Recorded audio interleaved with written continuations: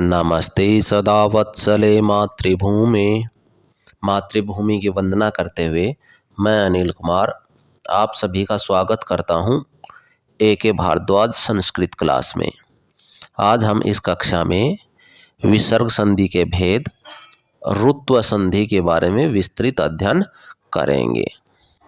सर्वप्रथम हम परिभाषा के बारे में जानेंगे।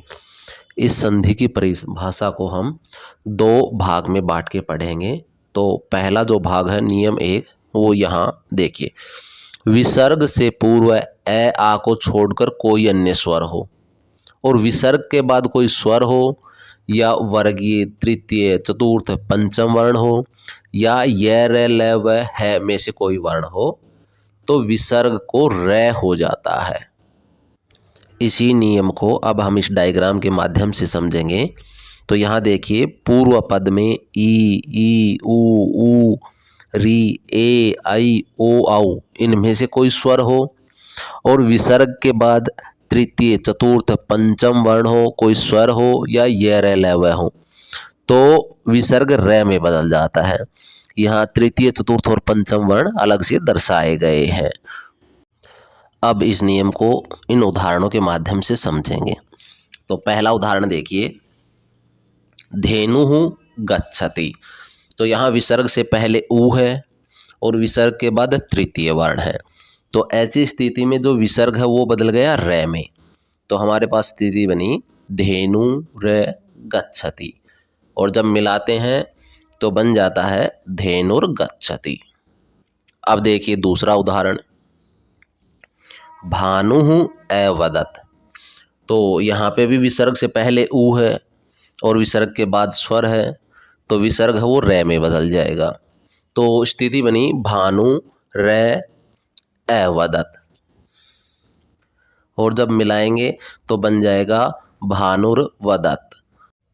अभ्यास हेतु अन्य उदाहरण पढ़ते हैं। बहिमुखी बनेगा बहिर्मुखी। फिर देखिए, बहि प्लस में आगमनम, बहिरागमनम। निहि प्लस में आधारः, निराधारः। चतुः प्लस में भुजः, चतुर्भुजः।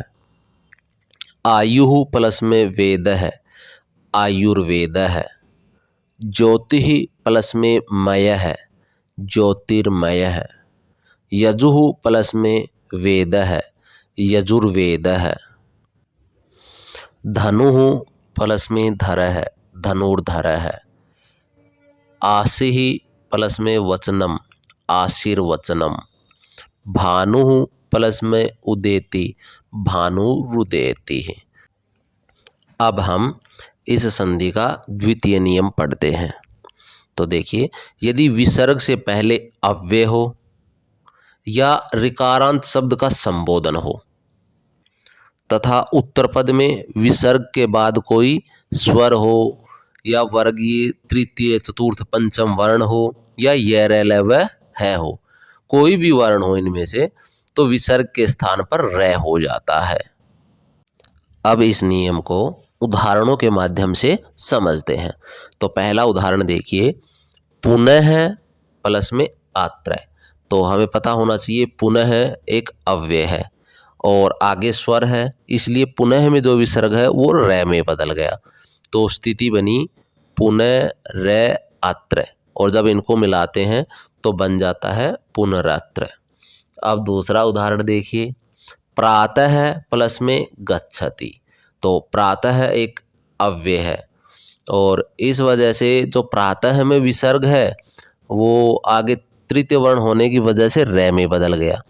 तो स्थिति बनी प्रातः रै गच्छति और जब इनको मिलाते हैं तो बन जाता है प्रातर्गच्छति।